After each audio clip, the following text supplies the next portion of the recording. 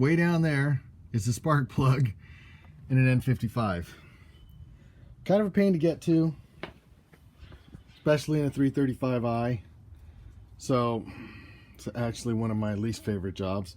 You notice a lot of stuff is taken off, basically all that. So to do this, you know, a lot of it is just little rubber clips like this, right? And some stuff, you know, just folds out of the way like this. Clips need to be removed.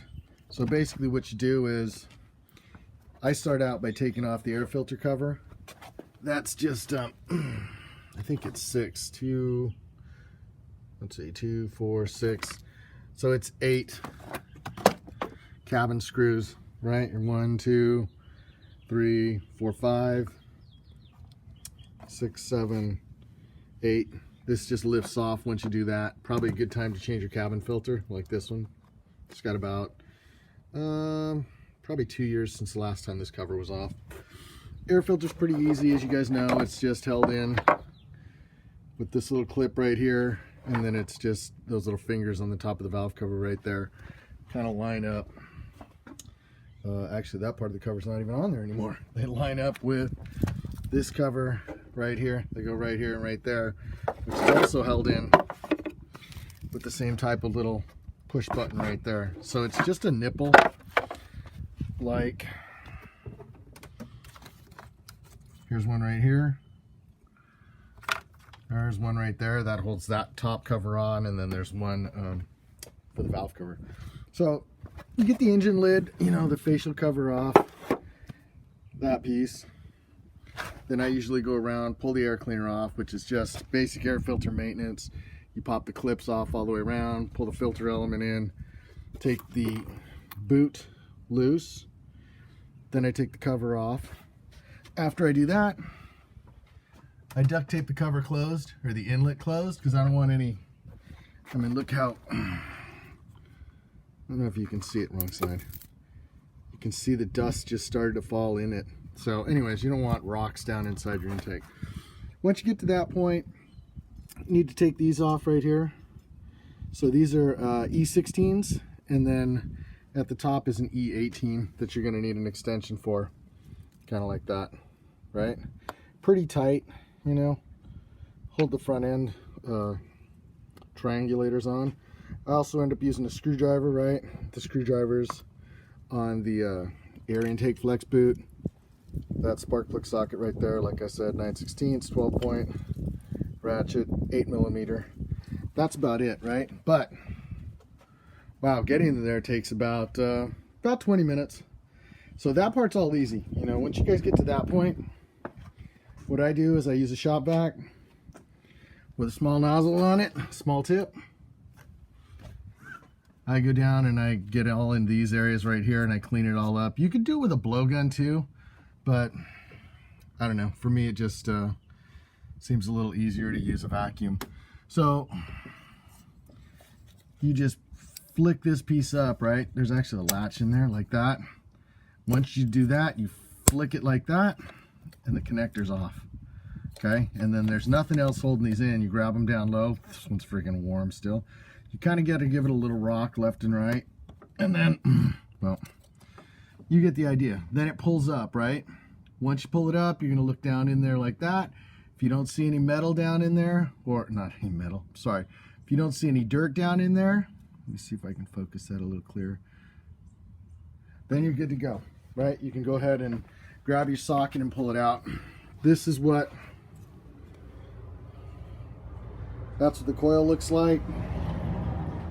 There's the top, the connector, the bail that closes it. If you see any gray marks or burn through on the boot, or, you know, don't try to touch the insulator or anything, because all that stuff does is create oil, and oil creates a pathway to ground, right? So we want to keep this thing super clean and dry. I try not to touch it at all. I might put a little dielectric in there just to get it to go over a little easier, but that's it. You don't want to get your brand new spark plugs, like your socket. Somebody else used this spark plug socket, and you can see inside there's a little oil on the O-ring that holds it. That's not good. right? That oil will create a path to ground. So I'm using NGKs, right? They're about, I don't know, 25, 26 bucks a piece. Probably another reason I don't do it all the time. Let me grab a plug out of here.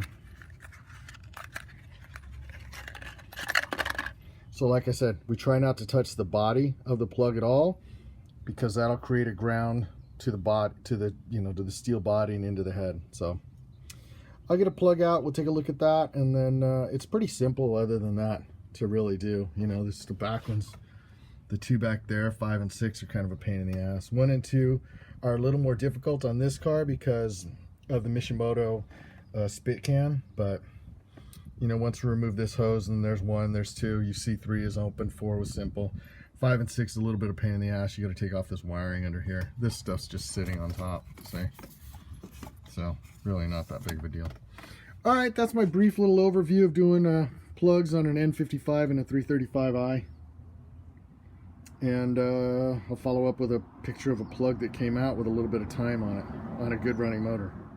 Now here's the kind of crap I'm talking about that'll ruin your day. We're looking down in the spark plug bore, right? See? Okay, so let me get back down in there again. This bore was perfectly clean before. When we pulled up the, when we looked down in there at the beginning of this video, that bore didn't have that dirt residue down there, right? That was not sitting down there. After I unscrewed the plug and brought it up, that crap's sitting down there. So what we're gonna do is we're gonna take our vacuum with this long snout, and we're gonna go down inside here, and we're gonna get that out of there, because that will lead to a bad day. Right, that's the kind of stuff that'll score up your cylinder bores and tear up valve jobs and everything else. So that's you know, part of being a good mechanic is taking a good look after and observing what you're putting things in and taking things out of. All right, guys, there we go, nice and clean. See? So I went in here with this vacuum tip. Actually had a little brush on it. Down in like this. All right, guys, this is the plug that came out of it. It's got about, oh my God, let me see if I can get this thing to focus here. It's difficult to see way down into the core of a plug usually. Let me see if I can. There you go. So if you look down the white insulator, all the way down at the very, very bottom, it just has a tinge of gray. This is a really, really good running engine, right? They weren't actually worn out that bad. You can see the center electrode is just starting to round its edges, and I was getting misfire code just every once in a while. You know, if you were in it hard in high gear and you rolled the throttle instead of grabbing a gear, it came under heavy load, then it would kind of get a little bit of a miss, just tiny.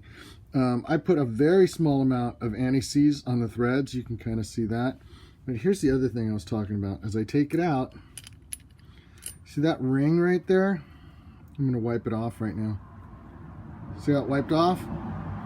That's just a residue ring of oil from the plugs that came out the last time this was used, whoever used this socket, right? Because I lent it to somebody, and you can see the oil residue in there. So that oil residue on a clean plug will create a path from the center electrode. It's just, instead of having to go in this far, you know, as soon as the oil's there, it'll jump to the oil, and then it'll jump to the case, and that's it. That's all it takes for a misfire. So you want to make sure these stay very clean. See how that oil wiped off there? So the plugs that we put in, well, first of all, I'm going to clean the inside of this socket out really good so it can't do that. And then I'll take a socket, insert it in, I'll take a plug, insert it in and out of this socket a few times, and make sure that it comes out perfectly clean, and then I'll start reinstalling from that point. By the way, these got about 30,000 miles on them. All right, that is about all you want to put on anti-seize wise. It's a very small amount just to lube the threads, right? You don't need any more than that. Definitely keep away from the electrode and anti-seize on the body, because that stuff will create a ground circuit like we said. Here's one other tip, guys. We're on cylinder number 4 right now. So 3, you know, you got a little deal with here getting dirt or dust down in the intake, right? Right? That's the intake tube down to the inlet of the supercharger of the turbocharger. This side right here, if you have this cover off, this is your jump port. So just to give you an idea of where it is, this right here is 12 volt hot, right? That's where you would hook a jumper cable, right? If you were jump starting your car, right? So this now is a ground. If you get this on that and that cover's not on there, you're gonna have a pretty exciting time, because you're gonna have a huge arc and just, you know, an electrical spark. So make sure this is covered, and realize that, you know, whenever you're around this and you're grounded to something, you don't want to hit that. All right, same thing happened again. You can see down in that hole just before this, when we look down there, perfectly clean. And now we've got some dirt down there that, you know, hopefully none fell in the motor, but we're going to turn on the vacuum. We're going to take this tool and we're going to go down there very carefully and slowly, not disturb anything. And we're just going to suck all that out of there.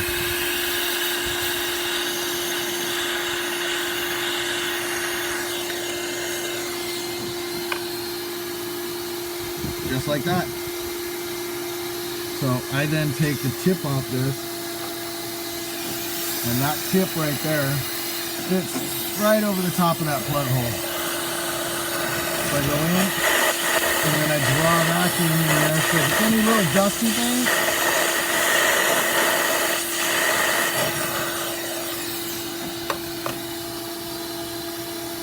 there you go, nice and clean.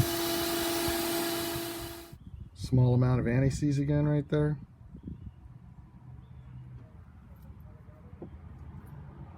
Carefully drop it in the hole. Don't drop the socket and, you know, bend the electrode. Go down in nice and careful. Feel your way in. Plugs should be nice and easy to go in. Should be able to just finger them in. Get down to the bottom.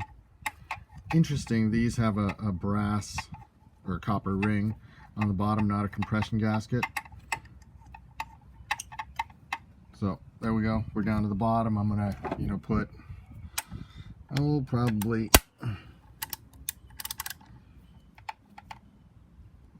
about that much on it. Now I'm probably gonna put a little bit more on it, but what you don't want to do is tweak the plug like this. If you hear something crack when you do something like that, most likely what you've done, oops, sorry guys, is you've taken the top of the socket, which is up here, and it'll pivot if you get in there sideways, and it'll crack the electrode. You crack the electrode, you're screwed. You got to replace the plug, because it'll just leak from the center electrode right here right through the porcelain. So if you crack the porcelain, completely screwed. You got to replace it. So be careful when you're putting them in. You know, nice even application of torque. Drive it nice and clean.